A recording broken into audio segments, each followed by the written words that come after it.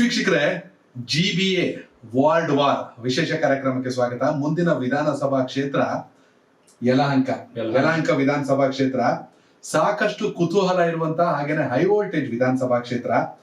SR Vishwanath ಅವರು ಅಂದ್ರೆ ಬಿಜೆಪಿಯ ಹಿರಿಯ ನಾಯಕ SR ವಿಶ್ವನಾಥ್ ಅವರು ಇಲ್ಲಿ ಶಾಸಕರು. ಸತತವಾಗಿ ಸರ್ಕಾರ ಇದ್ರೆ ಸಚಿವರಾಗಬೇಕಿತ್ತು, ಸರ್ಕಾರ ಇಲ್ಲ.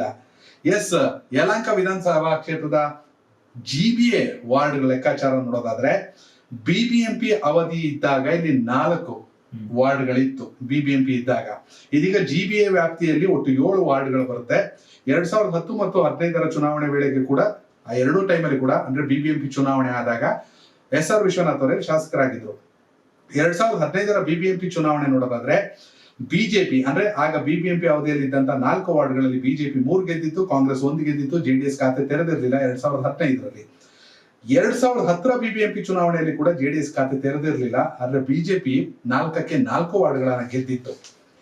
2023 ವಿಧಾನಸಭಾ ಚುನಾವಣೆ ಲೆಕ್ಕಾಚಾರ, ಯಾಕಂದ್ರೆ ವೋಟಿಂಗ್ ಪರ್ಸೆಂಟೇಜ್ ಗೊತ್ತಾಗ್ಬೇಕಲ್ಲ ಎಷ್ಟು ಮಟ್ಟಿಗೆ ಇಂಪ್ಯಾಕ್ಟ್ ಆಗುತ್ತೆ BBMP ಚುನಾವಣೆಗೆ ಅಂದ್ರೆ GBA ಚುನಾವಣೆಗೆ ಅಂತ.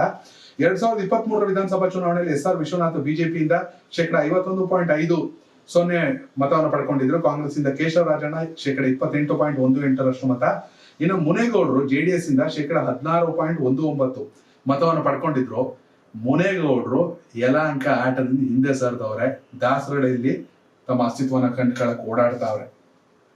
ಇನ್ನು 2013 ವಿಧಾನಸಭಾ ಚುನಾವಣೆ ಲೆಕ್ಕಾಚಾರ ನೋಡೋದಾದ್ರೆ SR ವಿಶ್ವನಾಥ್ ಅವರು ಬಿಜೆಪಿಯಿಂದ 37.72% ಮತ ಪಡ್ಕೊಂಡಿದ್ರು. ಚಂದ್ರಪ್ಪ JDS ಇಂದ 28.53% ಮತ. ಹಾಗೆ MN ಗೋಪಾಲ್ ಕೃಷ್ಣ 26.16% ಮತವನ್ನು ಪಡ್ಕೊಂಡಿದ್ರು. ಅಂದ್ರೆ ವಿಧಾನಸಭೆ ಚುನಾವಣೆ ಅಂತ ಬಂದಾಗ JDSಗೂ ಓಟ್ಗಳು ಬಿದ್ದಿದೆ ಖಂಡಿತ, ಆದ್ರೆ BBMP ಚುನಾವಣೆಯಲ್ಲಿ ಕನ್ವರ್ಟ್ ಆಗಿರ್ಲಿಲ್ಲ, ಅದು ಗೆಲುವಾಗಿ ಈ ಬಾರಿ ಏನ್ ಆಗ್ಬಹುದು ಅಂತ ನಿಮ್ಗೆ ಅನ್ಸುತ್ತೆ GBA ಲೆಕ್ಕಾಚಾರದಲ್ಲಿ? SR ವಿಶ್ವನಾಥ್ ಅವರಿಗೆ ಬಿಜೆಪಿ GBA ಚುನಾವಣೆಗೆ ಸಂಬಂಧಪಟ್ಟ ಹಾಗೂ ಕೂಡ ದೊಡ್ಡ ಜವಾಬ್ದಾರಿಯನ್ನು ಕೊಟ್ಟಿದೆ. ಹೌದು, ಅವರು ಕೇವಲ ಯಲಹಂಕ ವಿಧಾನಸಭಾ ಕ್ಷೇತ್ರಕ್ಕೆ ಶಾಸಕರಾಗಿ ಸೀಮಿತ ಆಗಿಲ್ಲ, ಅವರಿಗೆ ಗ್ರೇಟರ್ ಬೆಂಗಳೂರಲ್ಲಿ ಅವ್ರಿಗೂ ಕೂಡ ದೊಡ್ಡ ಜವಾಬ್ದಾರಿಯನ್ನ ಬಿಜೆಪಿ ಒಪ್ಪಿಸಿದೆ. ಹೌದು. ಇನ್ನು 2010 ಮತ್ತು 2015 ಲೆಕ್ಕಾಚಾರವನ್ನ ನೀವು ಮುಂದಿಟ್ರಿ ಯೋಗಿ ಅವರೇ. BBMP ಚುನಾವಣೆ 2015ರಲ್ಲಿ ಕಾಂಗ್ರೆಸ್ ಗೆದ್ದಿದ್ದು ಒಂದೇ ವಾರ್ಡ್ ನಲ್ಲಿ, ಯಲಹಂಕದಲ್ಲಿ ಚೌಡೇಶ್ವರಿ ವಾರ್ಡ್ ನಲ್ಲಿ ಕಾಂಗ್ರೆಸ್ ಗೆದ್ದಿತ್ತು. ಪದ್ಮಾವತಿ ಅವರು ಗೆದ್ದಿದ್ರು. ಇನ್ನು ಉಳಿದ ಹಾಗೆ ಕೆಂಪೇಗೌಡ ವಾರ್ಡ್ ಚಂದ್ರಮ್ಮ ಅವರು ಗೆದ್ದಿದ್ರು.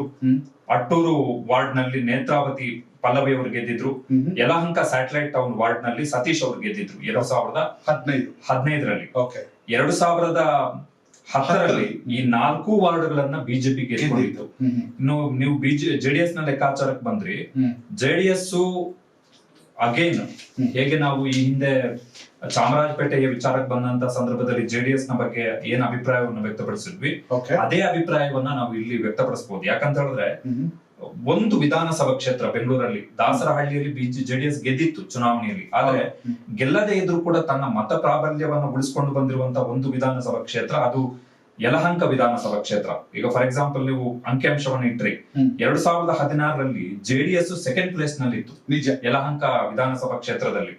2023ರಲ್ಲಿ ಅಗೇನ್ JDS 3ನೇ ಪ್ಲೇಸ್, ಅದು 16.19% ಮತಗಳು. ದೊಡ್ಡ ಪ್ರಮಾಣದ ಮತಗಳು ಅವೆಲ್ಲವೂ ಕೂಡ ದೊಡ್ಡ ಪ್ರಮಾಣದ ಮತಗಳು. ಬಟ್ ವಾರ್ಡ್ಗಳಾಗಿ ಕಾರ್ಪೊರೇಷನ್ ಎಲೆಕ್ಷನ್ ಗೆ ಬಂದಂತಹ ಸಂದರ್ಭದಲ್ಲಿ ಅವು ಯಾವುದು ಕೂಡ ವಾರ್ಡ್ಗಳಾಗಿ JDS ಗೆ ಇಲ್ಲಿ ಕನ್ವರ್ಟ್ ಆಗಿಲ್ಲ.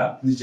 ಬಹುಶಃ JDS ನವರು ಏನಾದ್ರು ಸೀರಿಯಸ್ ಆಗಿ ಏನಾದ್ರು ಇಲ್ಲಿ ಎಫರ್ಟ್ ಅನ್ನ ಹಾಕಿದ್ರೆ ನಿಜ ಬಹುಶಃ ಇಲ್ಲೂ ಕೂಡ ಒಂದಿಷ್ಟು ಸ್ಥಾನಗಳನ್ನ ಗೆಲ್ಲುವಂತ ಒಂದು ಪ್ರಯತ್ನವನ್ನ ಮಾಡಬಹುದು. ಯಾಕಂದ್ರೆ JDS ಗೆ 16.19% ಮತವನ್ನ ತಂದಿದೆ. ಯಾಕಂದ್ರೆ ಕಡಿಮೆ ಏನಲ್ಲ. ಮುನೇಗೌಡರು ವೈಯಕ್ತಿಕವಾಗಿ ಕೂಡ ಗೊತ್ತಿರುವಂತ ವ್ಯಕ್ತಿ, ಸಜ್ಜನ ರಾಜಕಾರಣಿ.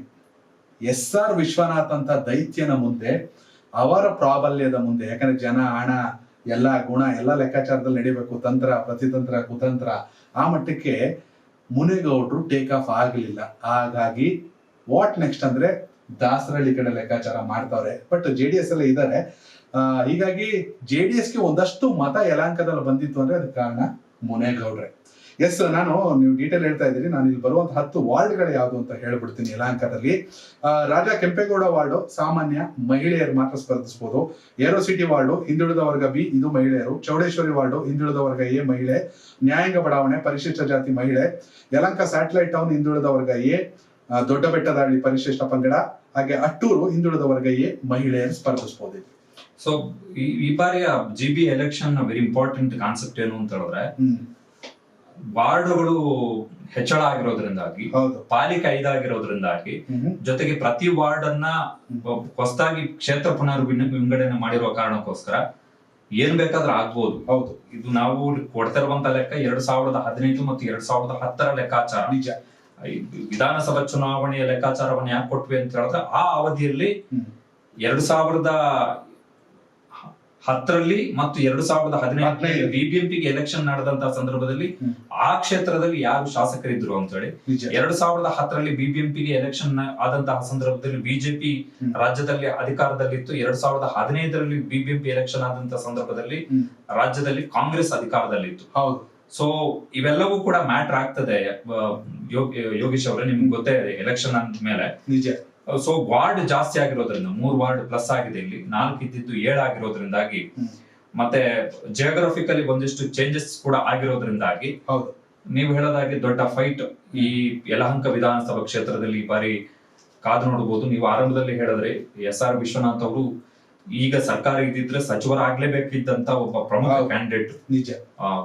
ಬೆಂಗಳೂರಿನ ವಿಚಾರಕ್ಕೆ ಬಂದಂತ ಸಂದರ್ಭದಲ್ಲಿ ನನ್ನ ಪ್ರಕಾರ ಅವರು ಫಸ್ಟ್ ಲಿಸ್ಟ್ ಅಲ್ಲೇ ಬರ್ತಾ ಇದ್ರು ಅಂತ ಅನ್ಸುತ್ತೆ.